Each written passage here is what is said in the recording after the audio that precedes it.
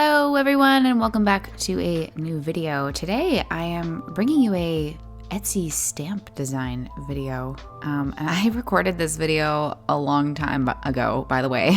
Right now I'm recording the voiceover. It's the middle of March and we are all on quarantine at home. So I thought it might be fun to really try to crank out my videos and get some of this stuff done here. So actually what I'm showing you here, and the reason why I preface with that is that I haven't watched this footage since I edited it a while ago, so I'm coming back and doing the voiceover.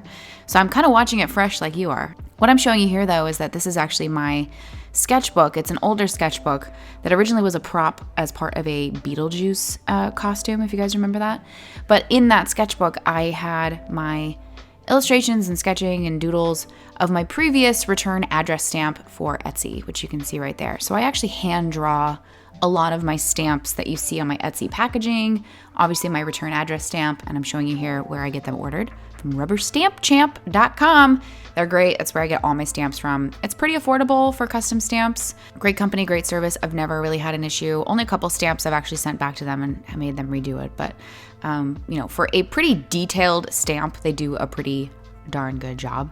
So you can see in that sketchbook, and I showed you that one kind of page there, that was my first kind of initial sketches of brainstorming it. And then here I am actually stamping you the final design, which now this stamp is dead. I'm no longer using this stamp anymore, obviously, because I have a new P.O. box. So yeah, I really needed to make a new return address stamp. So I thought, why not share this process with you guys, giving you a glimpse into my old one and now sharing the new one with you.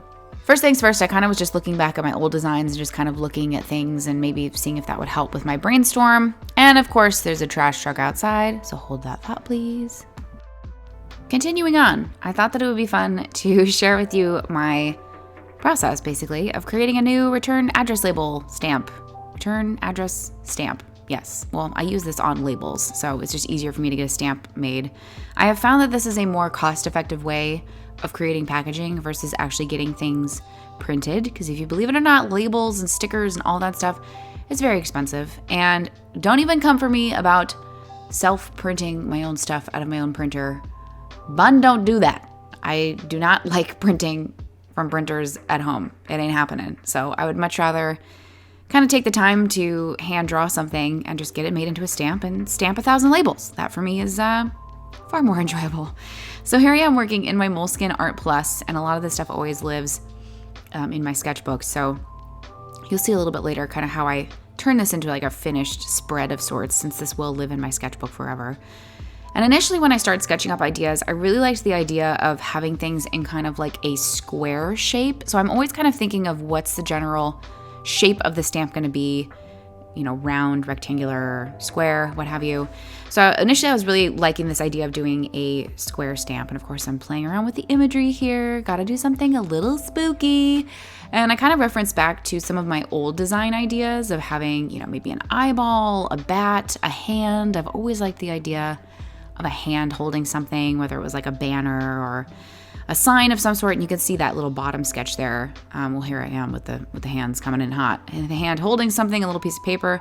But the hand is challenging to really get that to fit into a particular stamp shape, like design wise. I'm really trying to think of like the whole design shape and how this will just kind of read as a stamp. So there you can see where I kind of had that longer banner shape and then was like, let me try to get it more into a square composition.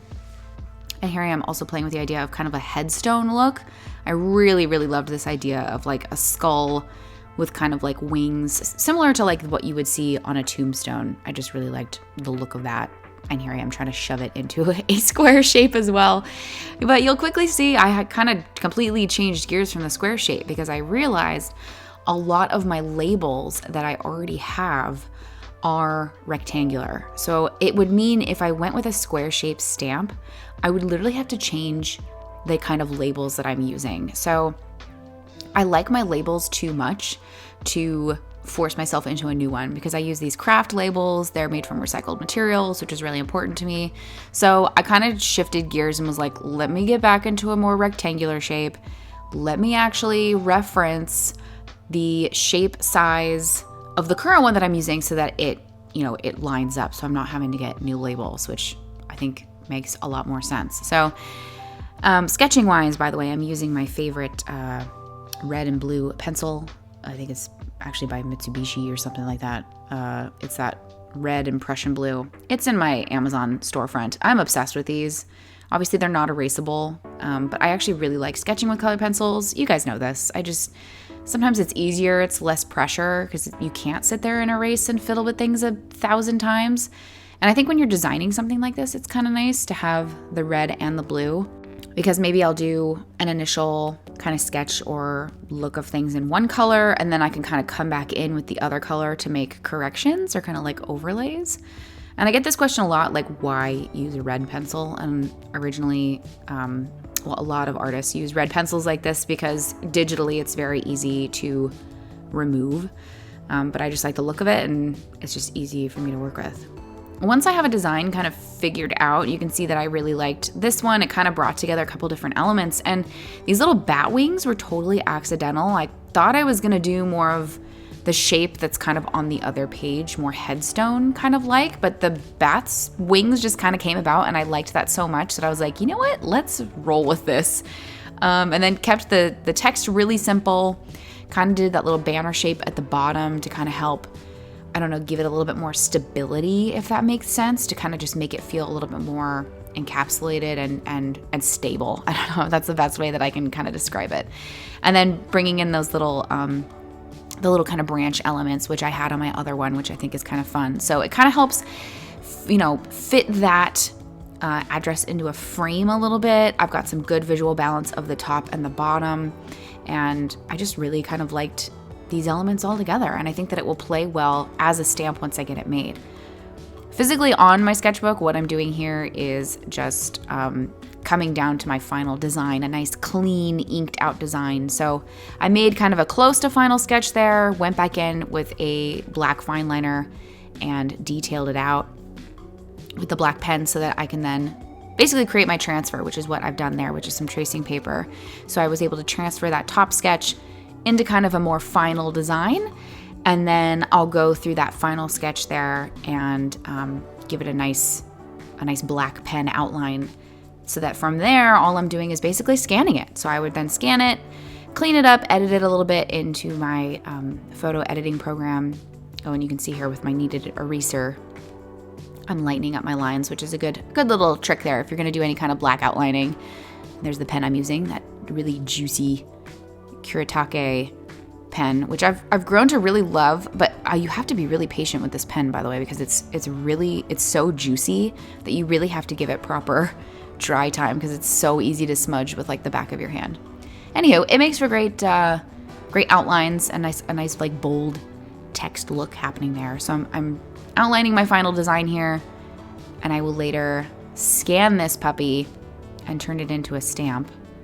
But you'll see on the rest of my page, however, I have all of these random sketches and, my boxed in final outline. And for me, rather than just kind of leaving my page like this with a bunch of sketches of my P.O. box all over the place, sometimes I like coming back and just kind of finishing up the page a little bit, because this is a spread that's now going to live in my sketchbook. So stuff like this, I'll just grab some paint, use the colored pencil I'm already using, and just kind of fill in space, which you're going to see me do in a little bit here, just so that when I flip back to the page, not only do I have the functionality of like, here's my final sketch, like the original, prior to scanning it, which you can see I've boxed outlined there. And I even save my transfer. So you can see I tape the tracing paper transfer in there with some washi tape. I can put some fun little decorative stickers in. Oh, I love these stickers so much. They're so cute. I've almost burned through this sheet. I love them so much. But I can put some fun little stickers in to kind of just sticker down my design. Coming in with some paint. This was some of that new Paper Artsy paint that I picked up in that Paper Artsy haul. I'm not sure. I think that video will be out before this one. I'm not sure. It might be a little bit out of order, but just coming around and like painting around things can really make your spread and your page feel more finished. It's kind of nice. So it kind of makes all of these other little sketches pop out a little bit, brings everything together visually, and really just makes it feel like a more finished page. So I think once I get some acrylic paint in there, I think I play around with either some watercolor or some mermaid marker on top.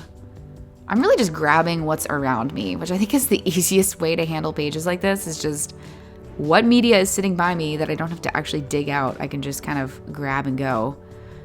Oh, okay, I used the Faber-Castell watercolor markers for this, which I then used a dirty brush to blend out the color, which was a terrible idea, which is why it looks the way it does.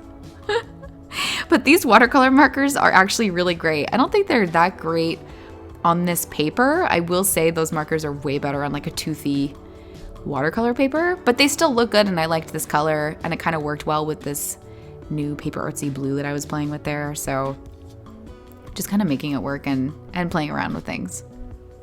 Oh my gosh, by the way, I'm sorry if I'm speaking so fast, trying to get this voiceover done. Roman is down for a nap, and I have a very limited amount of time for me to get stuff done when he is napping, because he is a very short napper. We call him the no nap Roman because he just hates napping.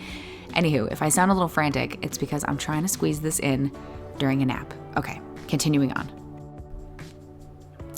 Okay, so here I am coming in with a mermaid marker, and I've had a lot of these laying around since moving my stuff into the garage and kind of moving my supplies around. I've got a ton of these just laying around all over the place. So kind of beefing up that yellow watercolor marker with some of that mermaid marker kind of just made things a little bit more fun. But beefing up my outlines here with a black watercolor marker, putting some leftover washi tape down so it looks like some of the stuff's taped in. Again, leftover washi tape, just filling up space. That's really what this is about, just filling up space and kind of doodling and just making things feel more finished.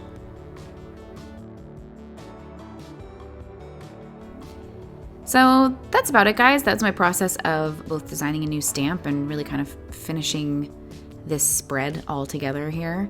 I'll keep you posted once I actually scan and get this stamp made. I'll figure out a way to share that with you guys in some way, but I hope this gives you, an interesting look into this process, and I will see you guys in the next one. Thanks so much for watching and supporting me here on Patreon. See you in the next one. Bye!